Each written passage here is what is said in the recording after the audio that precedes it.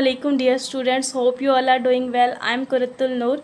आज हम डिस्कस करेंगे applications of steric effect. Applications देखेंगे हम स्टीरिक इफ़ेक्ट की। प्रीवियस वीडियो में मैंने स्टीरिक इफ़ेक्ट को एक्सप्लेन किया विद एग्जांपल, तो जाके आप लोग वो देख लिए कि स्टीरिक इफ़ेक्ट होता क्या है। आज हम उसकी एप्लीकेशंस को देखेंगे। तो पहली एप्लीकेशन है हाइड्रोलिसिस ऑफ हेलो अल्केन्स। हम हेलो अल्केन्स को क्या कहते हैं? हम एलो अल्केन्स को अल्काइल हैलाइड्स भी कहते हैं। और हमारे पास 3 टाइप्स की मोनो हेलो अल्केन्स होती है। प्राइमरी होती है primary alkyl halide, secondary alkyl halide और टर्शियरी अल्काइल हैलाइड। 1 डिग्री को हम प्राइमरी अल्काइल हैलाइड कहते हैं और 2 डिग्री को हम सेकेंडरी अल्काइल हैलाइड कहते हैं और 3 डिग्री को हम टर्शियरी अल्काइल हैलाइड कहते हैं। मेनली हम देखते हैं जब हम हाइड्रोलिसिस करते हैं तो हमारे पास न्यूक्लियोफिलिक एडिशन सब्स्टिट्यूशन होती है, ठीक है। और न्यूक्लियोफिलिक 2 तरह की होती है, SN1 और SN2। SN1 यूनिमोलिक्यूलर होती है और SN2 बायमोलिक्यूलर होती है। जो 3 डिग्री अल्काइल हैलाइड है वो हम SN1 में ज़्यादातर देखते हैं और जो 1 डिग्री अल्काइल हैलाइड है वो हम SN2 में देखते हैं, वो हमें SN2 में नज़र आती है। और 2 डिग्री जो अल्काइल हैलाइड है वो 2 हैं इसकी, कि 2 में हमें फैक्टर्स पे डिपेंड करती है कि 2 जगह हमें इसकी नज़र आती है। तो इसकी कंडीशंस है, इसको हम बाद में डिस्कस कर लेंगे। 2 डिग्री जो है हमारे पास, तो ये आप लोगों ने याद रखना है कि SN1 हम 3 डिग्री अल्काइल हैलाइड में लेते हैं और SN2 जो सी है वो 1 डिग्री अल्काइल हैलाइड में लेते हैं। एग्जाम्पल है जैसे हमारे पास न्यू पेंटाइल ब्रोमाइड।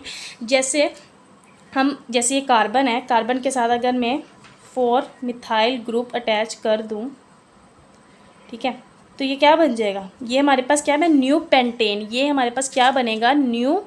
ये हमारे पास न्यू पेंटेन है, ठीक है। ये हमारे पास न्यू पेंटेन है। जब हमने इस हाइड्रोजन का, इस मिथाइल ग्रुप का एक हाइड्रोजन रिमूव करके ब्रोमीन लगा दिया तो हमारे पास क्या बन गया? जब हमने एक हाइड्रोजन रिमूव कर दिया तो हमारे पास न्यू पेंटाइल बन गया। और जब हमने ब्रोमीन इसके साथ अटैच कर दिया हाइड्रोजन रिमूव करके तो हमारे पास क्या बन गया? New pentyl bromide. पहले ये न्यू पेंटेन था, जब हमने हाइड्रोजन रिमूव किया तो हमारे पास न्यू पेंटाइल बन गया। जब हमने हाइड्रोजन रिमूव करके ब्रोमीन लगा दिया तो हमारे पास क्या बन गया? New pentyl bromide. तो अब हम ये देखते हैं कि ये जो सा हमारा फंक्शनल ग्रुप है इसके साथ कितने कार्बन अटैच है? एक कार्बन अटैच है, तो ये क्या हुआ? 1 डिग्री अल्काइल हैलाइड हुआ ना। तो ये 1 डिग्री अल्काइल हैलाइड हम किस में देखते हैं? SN2 में देखते हैं ना, मैंने बताया था आप लोगों को। बट स्टीरिक इफेक्ट में ऐसा नहीं होता, ठीक है।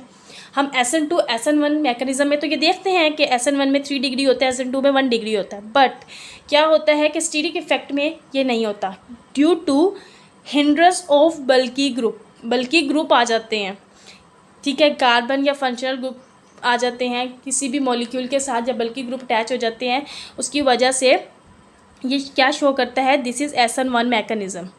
तो ये SN1 मैकेनिज़्म शो करता है due to presence of bulky group. जिसके साथ 3 बल्की ग्रुप शो हैं तो ये 1 डिग्री तो शो करेगा, बट ये SN1 मैकेनिज़्म शो करेगा due to bulky group, due to more hindrance, due to steric effect.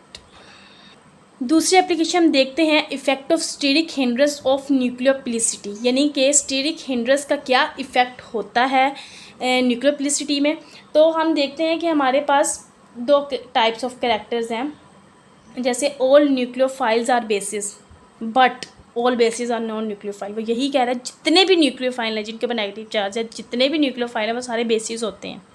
But जितने भी बेसिस होते हैं वो सारे न्यूक्लियोफाइल नहीं होते। अब न्यूक्लियोफाइल और इलेक्ट्रोफाइल का तो हमने डिफरेंस पढ़ा हुआ है, बहुत दफ़ा पढ़ा है। न्यूक्लियोफाइल और बेसिस का भी हमने पढ़ा हुआ है। न्यूक्लियोफाइल क्या होता है कि इसने जाके अटैक करना होता है इलेक्ट्रोफाइल के ऊपर, यानी कि कार्बोकेटाइन के ऊपर जाके इसने अटैक करना होता है। और बेस क्या होता है कि इसने एक प्रोटॉन विदड्रॉ करना होता है in terms of organic chemistry. Organic chemistry में हम न्यूक्लियोफाइल और बेस को क्या डिफरेंट करते हैं, डिफरेंस इनका क्या लेते हैं, जिनको रिलेट कैसे करते हैं कि न्यूक्लियोफाइल ने अटैक करना होता है इलेक्ट्रोफाइल पर, यानी कि क्या मतलब कार्बोकेटाइन पर अटैक करना होता है।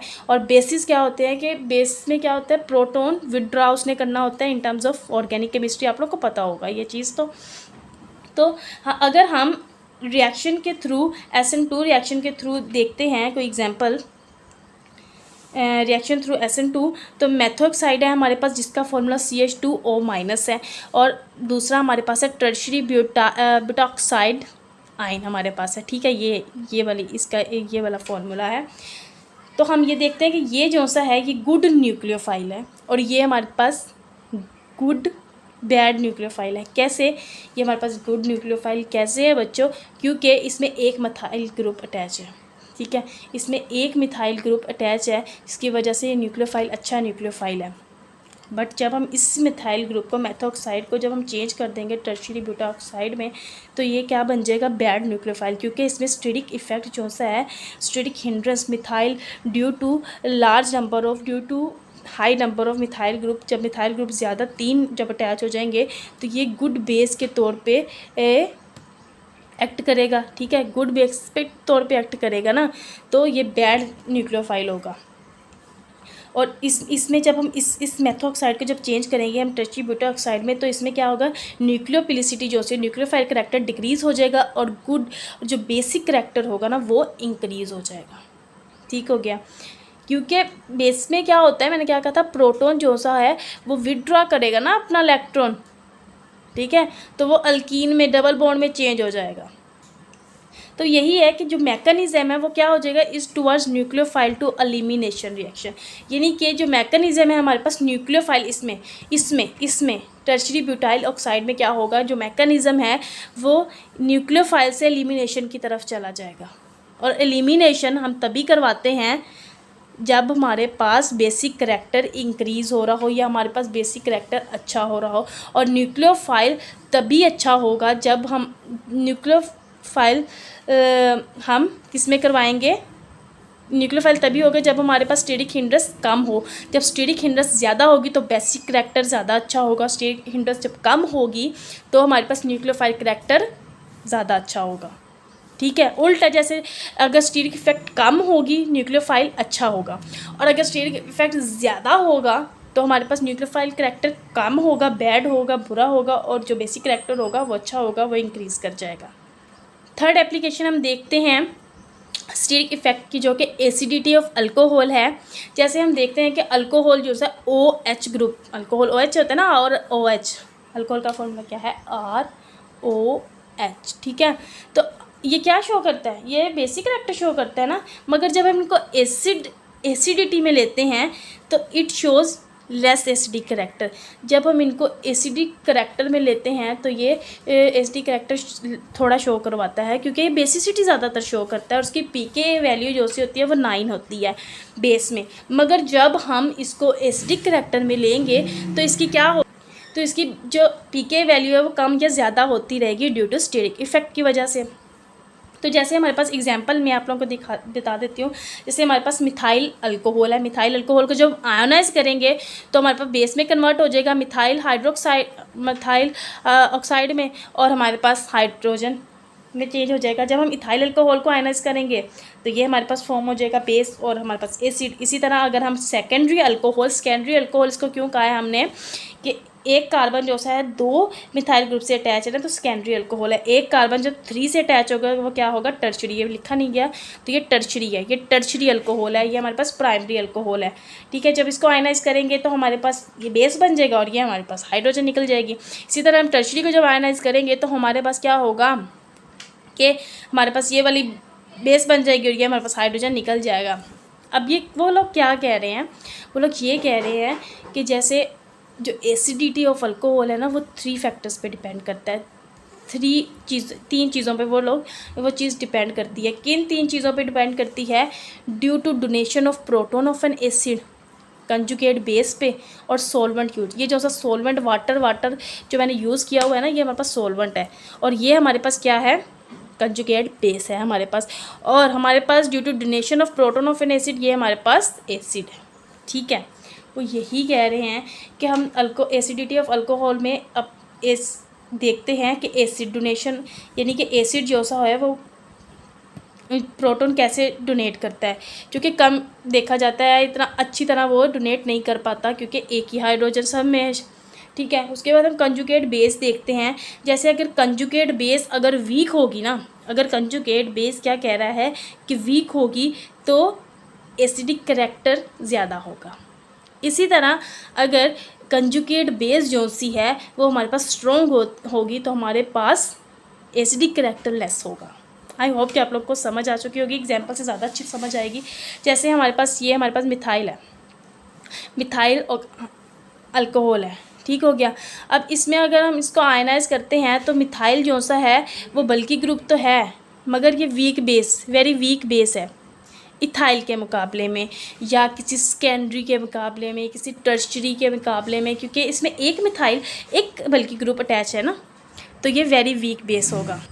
ठीक है, तो ये वेरी वीक बेस के तौर पे काम करेगा, वीक बेस के तौर पे काम करेगा। तो ये वाला जो सा मिथाइल, ये क्या है, मोर एसिडिक हो जाएगा, मोर एसिडिक हो जाएगा। इसी तरह अगर हम इथाइल अल्कोहल की बात करें तो ये भी वीक बेस है, क्योंकि इसके साथ भी तो, मगर ये मिथाइल ग्रुप से ज़्यादा, ठीक है, ज़्यादा मतलब कम वीक बेस है। ठीक है, ये ज़्यादा वीक बेस है तो ये कम वीक बेस है, तो इसका जो एसिडिक करैक्टर है वो थोड़ा सा कम हो जाएगा, थोड़ा सा कम होगा, इससे कम हो जाएगा। ठीक हो गया।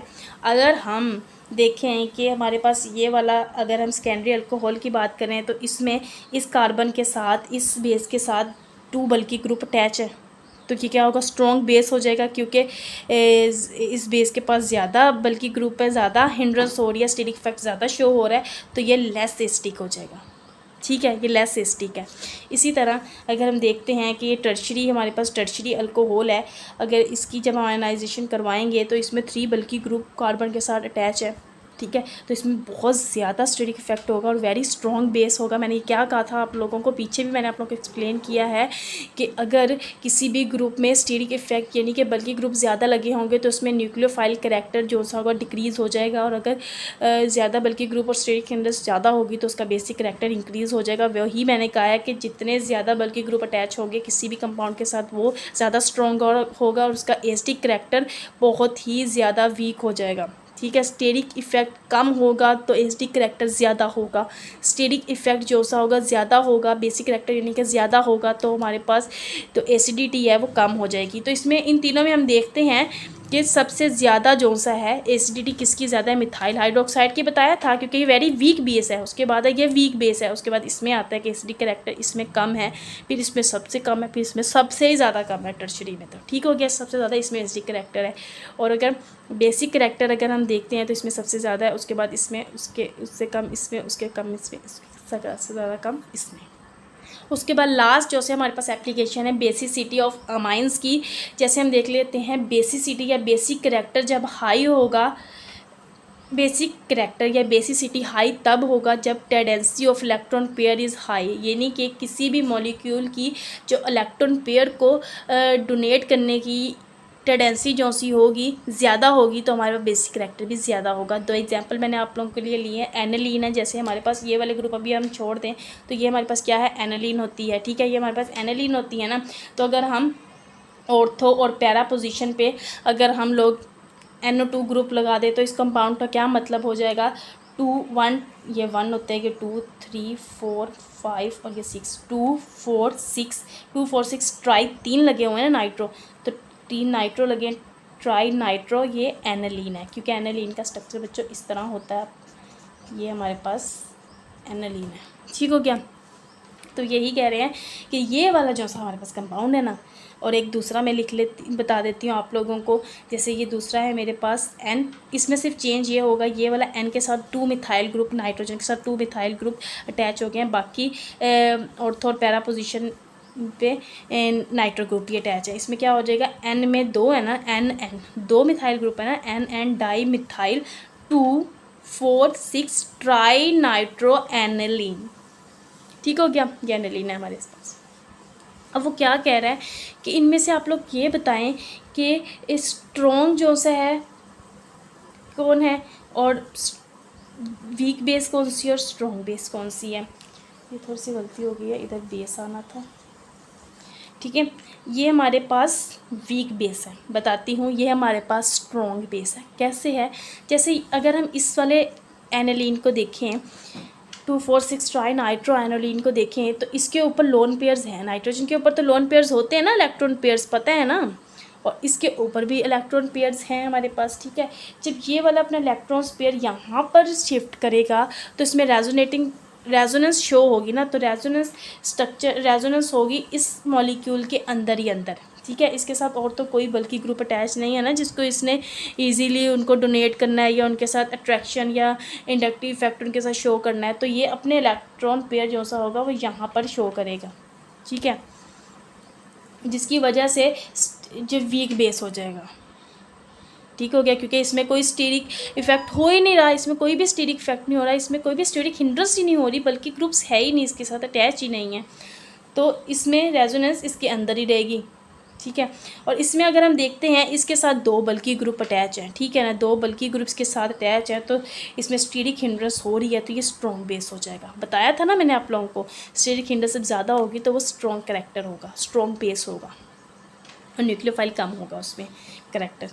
तो यही कह रहे हैं कि जब ये इजीली अवेलेबल हो जाएंगे, इसको ये वाले इलेक्ट्रॉन पेयर जो सा होगा इन दोनों को इजीली अवेलेबल हो जाएगा, और ये वाले इलेक्ट्रॉन है इनके साथ तो कोई है ही नहीं बल्कि ग्रुप, तो ये यहाँ पे जाके शो हो जाएगा, और ये अपने रेजोनेंस इसके अंदर ही शो कर देंगे, ठीक है। और ओवरऑल एनिलीन के अंदर ही, बेंजीन के अंदर ही अपने जो इलेक्ट्रॉन है वो डोनेट करते जाएंगे, ये बॉन्ड बनाते जाएंगे, और ये अपना इलेक्ट्रॉन इधर इजीली अवेलेबल कर सकते हैं।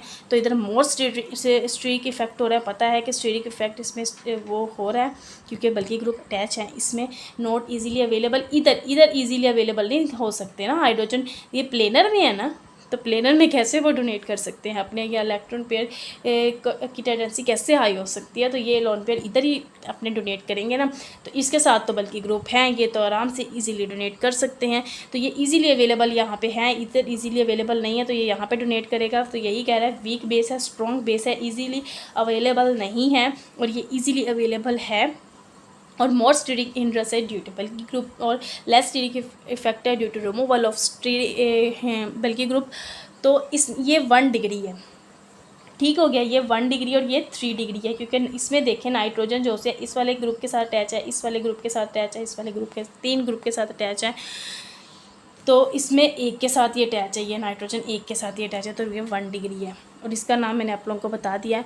होप कि आप लोगों को बेसिसिटी का भी पता चल गया होगा। अगर हम बेसिसिटी ऑफ अमाइंस में देखें ना, RNH2 R और RNH2 और NHR और R, अगर हम इनमें देखें ना, तो इसमें ये 1 डिग्री हो गया ना, ये 2 डिग्री हो गया, ये 3 डिग्री हो गया, तो सबसे ज़्यादा इसमें जो बेसिसिटी होगी ना वो 2 डिग्री की होगी, उसमें के बाद 3 डिग्री की होगी, उसके बाद 1 डिग्री की होगी ड्यू टू सोल्वेशन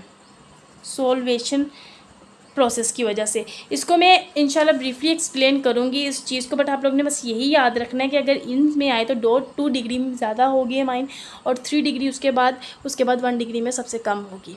होप कि आप लोगों को आज का लेक्चर में समझ आई होगी और मज़ा आया होगा। अगर आप लोगों को कुछ नहीं समझ आया प्लीज़ कमेंट में ज़रूर लाजमी बताइएगा।